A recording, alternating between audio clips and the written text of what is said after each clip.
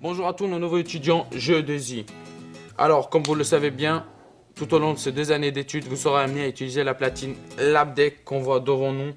Donc, notre objectif aujourd'hui, c'est de vous la présenter, de vous préparer à mieux l'utiliser pour vos prochains TP d'électronique et les précautions à prendre. Alors, comme on peut le voir, la plaque à trous est l'endroit où on réalise le câblage du circuit.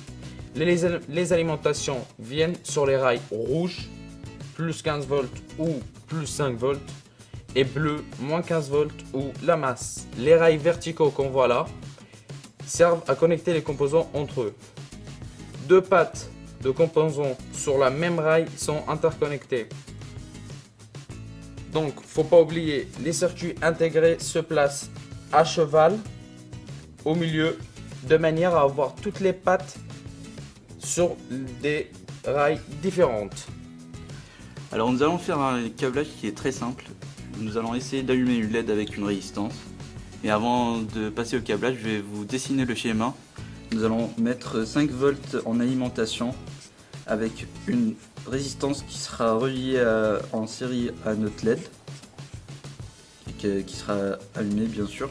Et au final on reliera tout à la masse. Voilà, en théorie c'est un câblage qui est très simple à faire. Et quant au dimensionnement des composants pour la résistance, on a utilisé cette formule là qui vous sera apprise par votre prof électronique. Et d'après notre calcul, la résistance devrait faire dans les 600 ohms, mais on prendra comme valeur normalisée 560. Nous allons donc commencer par câbler la résistance partant du 5 volts situé sur le rail rouge, en faisant attention de ne pas court-circuiter celle-ci. Ensuite, après avoir fait cela, nous allons prendre la LED en plaçant tout d'abord l'anode sur la même ligne que la dernière patte de la résistance, puis la cathode à la masse. Ceci étant fait, nous allons maintenant câbler la masse sur un des 2 rails ci-dessous avant d'alimenter la platine. Donc, après alimentation, nous constatons que la LED s'allume. Ensuite, nous allons réaliser un deuxième et dernier montage, qui est le montage amplificateur non inverseur. Pour ce montage, nous avons besoin d'un AOP TL081 ainsi que de 2 résistances R1 R2 de 1 kΩ afin donc d'obtenir un gain en tension de 2. Pour câbler ce montage, nous allons nous aider de la datasheet. Il faut donc alimenter notre AOP en plus 15-15 grâce aux broches VCC- la 4 en moins 15 et VCC+, la 7 en plus 15. Ensuite, comme le schéma nous l'indique, non inverseur, on met une tension VE sur la patte plus de notre AOP, c'est-à-dire la 3, et on câble nos résistances sur la patte moins avec R1 et R2, c'est-à-dire la patte 2. Nous nous retrouvons donc pour le câblage de ce montage amplificateur non inverseur. J'ai donc déjà mis mes fils de masse sur ce rail-là.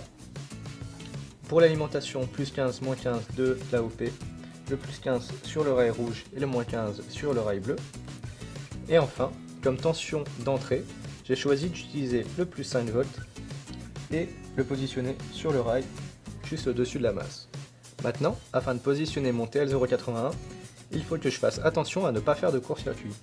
C'est-à-dire, si je place mon amplificateur comme ceci, je vais faire un court-circuit entre cette patte et cette patte, puisque toute la ligne est reliée entre elles. Idem pour les autres pattes. Il faut donc que je place mon amplificateur là où les pattes ne sont pas reliées, c'est-à-dire entre cette patte et celle-ci, comme ceci. De plus, il faut faire attention au sens de notre amplificateur, avec le petit rond qui correspond au rond sur la datasheet. D'abord, nous allons commencer par alimenter notre AOP. Alors, pour cela, comme nous l'avons vu dans la datasheet, il faut relier la patte VCC+, qui correspond à la patte 7, comme ceci, à notre plus 15, qui se situe ici. Ensuite, pour le VCC-, il faut relier donc la patte 4 au moins 15 volts, comme cela. Ensuite, il faut relier les résistances R1 et R2 Comme nous l'avons vu dans le schéma, une première résistance R1 doit être reliée entre la borne moins de l'amplificateur et la masse, c'est-à-dire entre la patte 2 et la masse, comme ceci.